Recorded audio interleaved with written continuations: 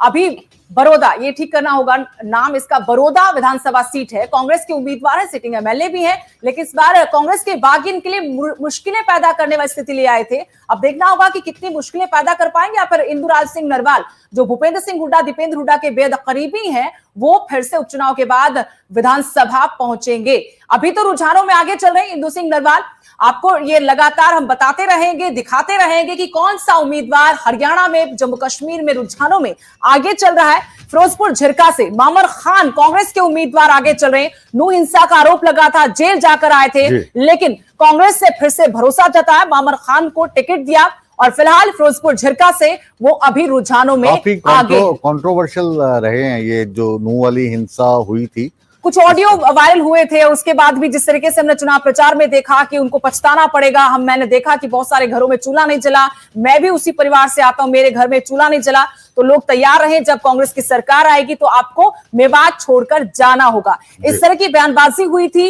हालांकि नू हिंसा इतिहास ये गवाही देता है कि कभी वहां पर भाईचारा खराब नहीं हुआ था। सिर्फ इस बार जो नू हिंसा हुई वो पहला एकमात्र ऐसा हादसा कह ले या फिर जो घटना घटी, वहां पर पहली बार दोनों समुदाय आमने सामने थे। ब्रज यात्रा को लेकर ये विवाद सारा खड़ा हुआ था। गन्नौर देवेंद्र का ध्यान अभी भी आगे चले, निर्दलीय उम्मीदवार है यहां से देवेंद्र का ध्यान। बीजेपी से टिकट की आस थी, लेकिन निर्दलीय चुनाव मैदान में खड़े हुए देवेंद्र कौशिक पर भरोसा जताया बीजेपी ने। यहां से देवेंद्र कौशिक रमेश कौशिक के भाई हैं, जो सांसद है बीजेपी के सांसद। जब लोकसभा का चुनाव था तब भी उनको टिकट नहीं दिया था, मोहनलाल बड़ौली को टिकट दिया था। इस बार विधानसभा में उनके भाई को टिकट दिया, तो नाराजगी देवेंद्र का ध्यान की बड़ी सांपला किलो आगे चल रहे हैं। हैरानी वाली बात ये आंकड़ा आगे ही रहेगा, मुझे लगता है। मंजू, मैं बार बार आपसे यही पूछता रहूंगा, जब भी भूपेंद्र सिंह हुड्डा को दिखाएंगे कि हम आगे चल रहे हैं, तो मैं पूछूंगा सुदेश हैरान तो नहीं हो? नहीं, बिल्कुल, बहुत कमजोर उम्मीदवार क्योंकि सामने मंजू हुड्डा है। जरूर एक कोशिश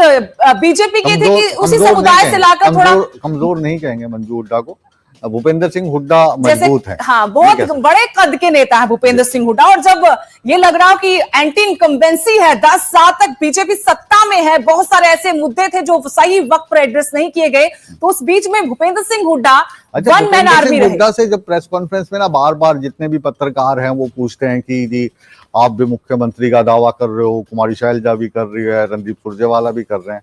तो अभी एक प्रेस कॉन्फ्रेंस में देख रहा था, शायद दिल्ली की थी या रोहतक की थी, ये मुझे याद नहीं आ रहा, तो पत्रकार ने पूछा कि हुड्डा साहब आप भी दावा कर रहे हैं, शैलजा भी कर रही हैं, रणदीप सुरजेवाला भी कर रहे हैं, तो हुड्डा साहब उनको कह रहे थे तू भी कर ले। वो अंदाज है हरियाणवी लोगों का, वो अंदाज है। और अगर थोड़ी देर बात करते नायब सिंह सैनी तो वो भी दिखाते हैं वो किस तरीके से चुटकुले सुनाते, बातचीत करते हैं। तो भूपेंद्र सिंह हुड्डा गढ़ी सांपला किलोई से आगे चल रहे हैं, 4 बार सांसद भी रहे हैं और 5वीं बार फिर विधानसभा चुनाव लड़ रहे हैं। 4 बार वहां से विधायक चुने गए। इस बार मार्जिन जीत का कितना रहता है, इसी पर नजरें हैं। मंजू हुड्डा उनको उतारा गया बीजेपी की तरफ से, और ये टैली हम लगातार आपको दिखाते रहेंगे, बताते रहेंगे रुझान, और उसके बाद ये रुझान क्या परिणाम में तब्दील होंगे इस पर भी नजरें। बहुत सारी सीटें, कुल मिलाकर 20 विधानसभा सीटें ऐसी हैं जहां पर अभी तस्वीर साफ नहीं कह सकते कि किसका पलड़ा भारी है। 24 का चक्रव्यूह इसलिए क्योंकि चक्रव्यूह रचा जाता है चुनावी बिसात पर एक दूसरे के खिलाफ। Kaithal seat high profile seat है, आदित्य सुरजेवाला, इनकी नहीं, इनके पिता जो राजस्थान से कांग्रेस के राज्यसभा सांसद हैं, उनकी प्रतिष्ठा दांव पर लगी कैथल से, क्योंकि सामने लीलाराम गुर्जर हैं। आदित्य सुरजेवाला, उनके पिताजी रणदीप सुरजेवाला, और रणदीप सुरजेवाला के जो पिताजी शमशेर सुरजेवाला, वो बड़े कद के नेता थे। तो पीढ़ी दर पीढ़ी ये चुनाव लड़ा जा रहा, राजनीति की जा रही है। अब युवा है, 30 साल की उम्र इनकी आदित्य सुरजेवाला की, इनको चुनावी रण में उतारा है इनके पिता की तरफ से। सुरजेवाला भी अगर कांग्रेस की सरकार आ जाए, मतलब जैसा कि अभी सूरज भारद्वाज जी पूरे तरीके से कॉन्फिडेंट दिखाई दे रहे हैं और एग्जिट पोल भी यही कह रहे हैं, सुरजेवाला भी मुख्यमंत्री बन सकते हैं। और अगर भाजपा की आ गई तो इस बार दावेदारी यहाँ से भी पहली बार कहा कि मैंने तो इतने सालों से मांगा ही नहीं। जब 2 विधायक होते थे बीजेपी के हरियाणा में, तब से मैं चुनाव लड़ता और जीतता रहा, और सही बात है 6 बार लगातार विधायक बनना, 7वीं बार फिर मजबूत है वहां से। इस बार चित्रा सरवारा ने जरूर, भारतीय जनता पार्टी का हरियाणा में हम कहें तो 2014 से पहले कोई इतना बोलबाला नहीं था। इनेलो के साथ एक छोटी सी पार्टी के तौर पर चुनाव लड़ती, 4 विधायक, 2 विधायक, पत्रकारों के जो संपर्क में रहते थे, जो मैसेज भेजते थे या प्रेस कॉन्फ्रेंस करते थे, उनमें अनिल विज साहब होते थे, एक रामविलास शर्मा होते थे, और एक ओपी धनखड़ होते थे, है ना। जीत का सहरा तो 2014 की जीत का सहरा तो रामविलास शर्मा के सर पर सजना चाहिए था, लेकिन हालात कुछ ऐसे हुए। कमलेश ढांडा बहुत पुअर परफॉर्मेंस हर बार रही इनकी, मंत्री पद इनको दिया, राज्य मंत्री थी, लेकिन इस बार लगा कि बीजेपी शायद टिकट काट देगी, लेकिन टिकट नहीं काटा। अभी पीछे चल रही, कोई हैरानी की बात नहीं मुकेश जी यहाँ पर अगर ये पीछे चल रही है। इसमें भी आप हैरान बहुकोणीय नहीं मुकाबला है, बहुकोणीय ऐसे कि रामपाल माजरा इनेलो की तरफ से प्रदेश अध्यक्ष पार्टी के मजबूत है, कद्दावर नेता है, वो चुनाव मैदान में है। ये विकास सहारण, इनका अपना कद नहीं, जैसे कि हमने पहले बात की आदित्य सुरजेवाला की, वो राज्यसभा सांसद रणदीप सिंह सुरजेवाला के बेटे हैं। विकास सहारण हिसार से लोकसभा सांसद जेपी के बेटे हैं, तो बेटे को टिकट दिलवाया, टिकट से पहले नॉमिनेशन करवा दिया था 11 तारीख को ही, और उसके बाद अब आगे चल रहे रुझानों में, लेकिन सामने आम आदमी पार्टी के उम्मीदवार। कॉन्फिडेंस था या मतलब कांग्रेस को धमकी? वो कहते कि हम ही कांग्रेस हैं। अच्छा। जब उनसे पूछा गया कि बिना टिकट के नॉमिनेशन, तो कहा कि हम ही कांग्रेस हैं, असली कांग्रेस हम है। देवेंद्र सिंह बबली, ये राहत है थोड़ी सी फिलहाल रुझानों में टोहाना से। अच्छा। लगा था कांग्रेस की टिकट मिलेगी। बबली की भी ये जो जीत है, इसको भी आप जीत नहीं कहूंगा मैं, आगे चल रहा है जो रुझान है। तो जेजेपी में थे, फिर जेजेपी के बाद इन्होंने कांग्रेस का दरवाजा खटखटाया, वहां पे टिकट मांगी, नहीं मिली, फिर भाजपा से अब चुनाव लड़ रहे हैं। तो इनका पर्सनल तौर पे रुतबा अच्छा है या जनाधार है, लेकिन मुश्किलें हैं अपने ही पार्टी के नेता राज्यसभा सांसद सुभाष बराला से, जो एक दिन भी चुनाव प्रचार के लिए नहीं निकले। पीछे कविता रानी, पहलवान, WWE में पहलवानी करती रहे कविता रानी। जुलाना सीट है, हाई प्रोफाइल सीट है। ये बताइए कि आगे कौन है? विनेश फोगाट यहाँ से है ये ना जी, जो खली है अपने, जी, वो उन्हीं की टीम से रही, वहां पे ट्रेनिंग ली बकायदा उन्होंने जालंधर में जाकर। जुलाना से विनेश फोगाट है, बड़ा चेहरा है, ना सिर्फ प्रदेश बल्कि देश विदेश के लोग भी जानना चाहते कि जुलाना विधानसभा का परिणाम क्या होगा। कि कविता रानी की तस्वीर आ गई तो आप ये मान के चलो कि जो विनेश फोगाट की नहीं आई तो वो आगे चल रही है, अगर ये पीछे ये आ गई, विनेश फोगाट आगे चल रही हैं, लेकिन यहाँ पर भी बहुकोणीय मुकाबला है। बहुकोणीय इसलिए कि अमरजीत ढांडा सिटिंग एमएलए है, जेजेपी की टिकट पर पिछला चुनाव लड़ा था, एकमात्र ऐसे विधायक जो जेजेपी के साथ जुड़े रहे। 3 विधायक बचे थे, 7 भाग गए थे। इनकी जो आगे चल रही है, इसको लेकर आप ज्यादा कॉन्फिडेंट नहीं है अभी?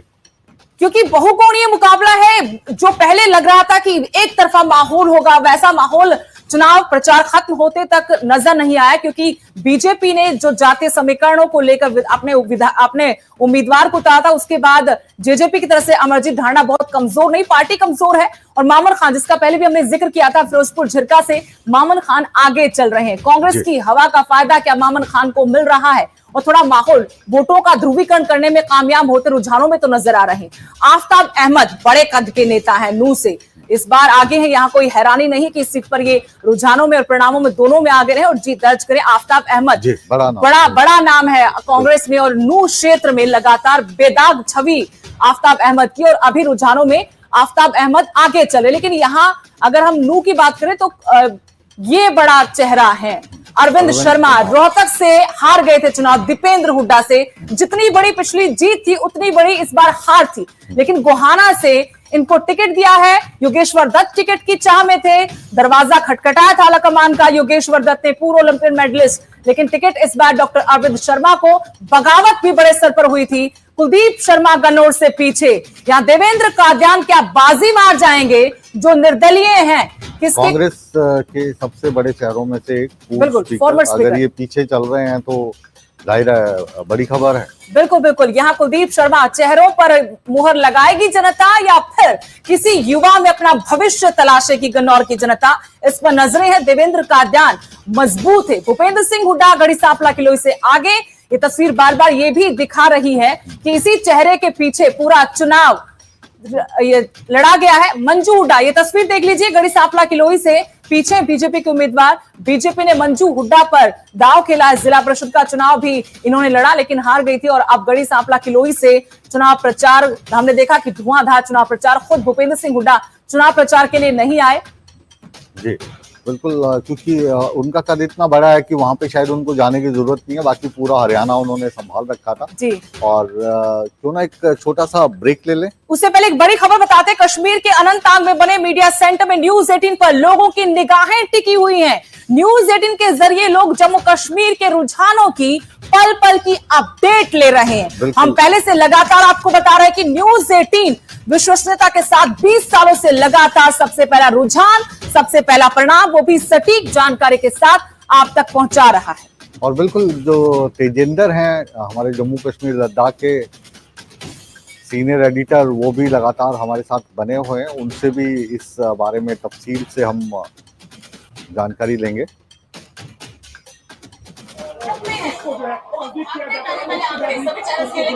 क्योंकि विश्वसनीयता के साथ नेटवर्क 18 न्यूज़ 18 क्या चला रहा है इसके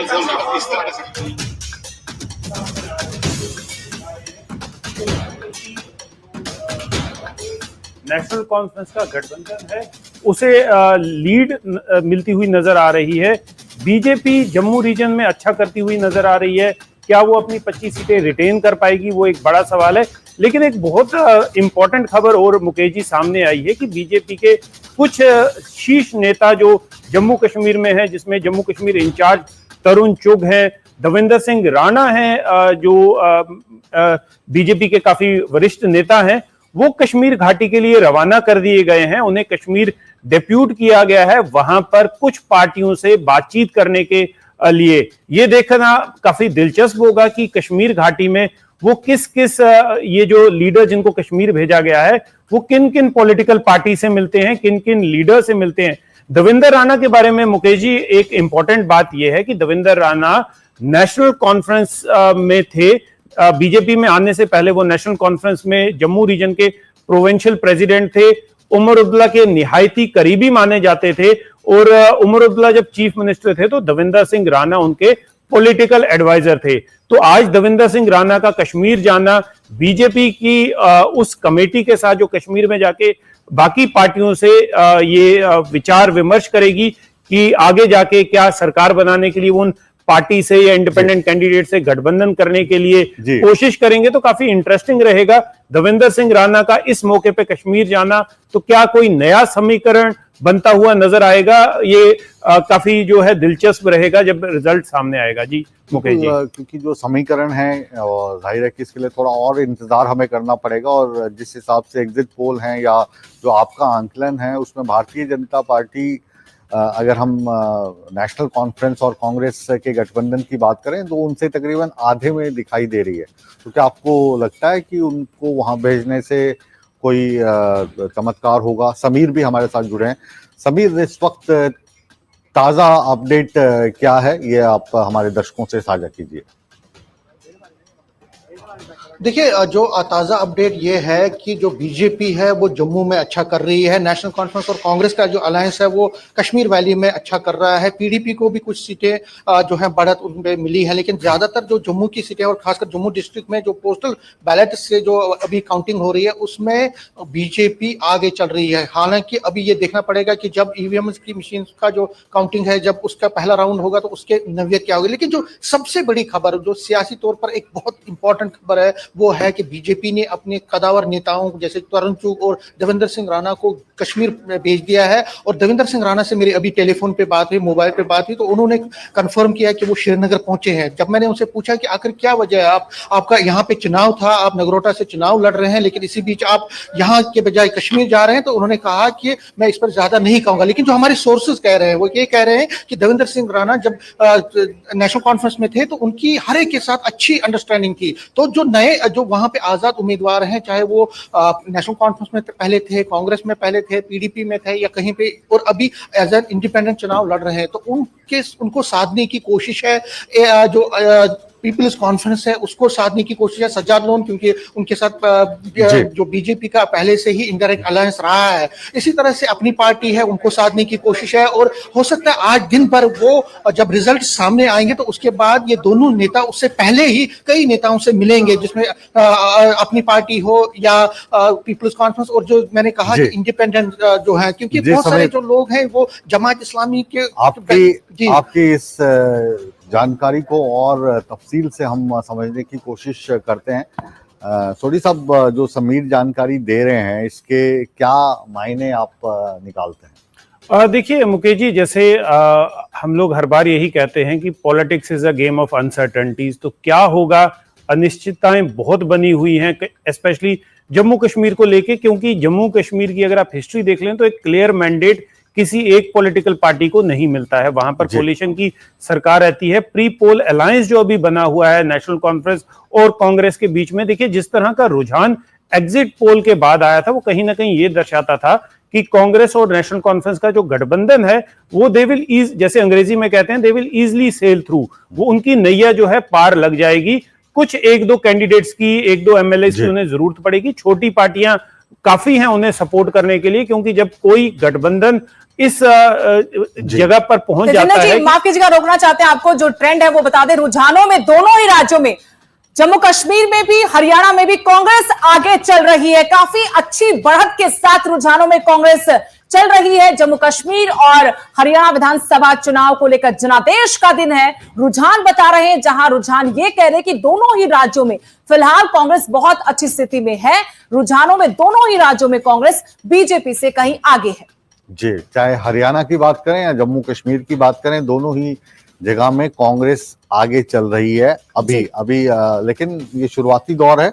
और पोस्टल बैलेट की हम बात कर रहे हैं, ईवीएम से गिनती शुरू हो गई है। 8:30 बजे तक पोस्टल बैलेट की गिनती थी, उसके बाद ईवीएम खुल चुकी है। और जम्मू कश्मीर हरियाणा से जो रुझान आए हैं उसके मुताबिक कांग्रेस रुझानों में दोनों ही राज्यों में आगे चल रही है। तो अगर अब आप इजाजत दें तो एक छोटा सा ब्रेक ले लें। जी, तो एक छोटा सा ब्रेक ले रहे हैं, आप कहीं मत जाइए, बने रहिए हमारे साथ, क्योंकि ताजा रुझानों के साथ, सटीक विश्लेषण के साथ हम वापस आ रहे हैं एक हल्के से छोटे से ब्रेक के बाद।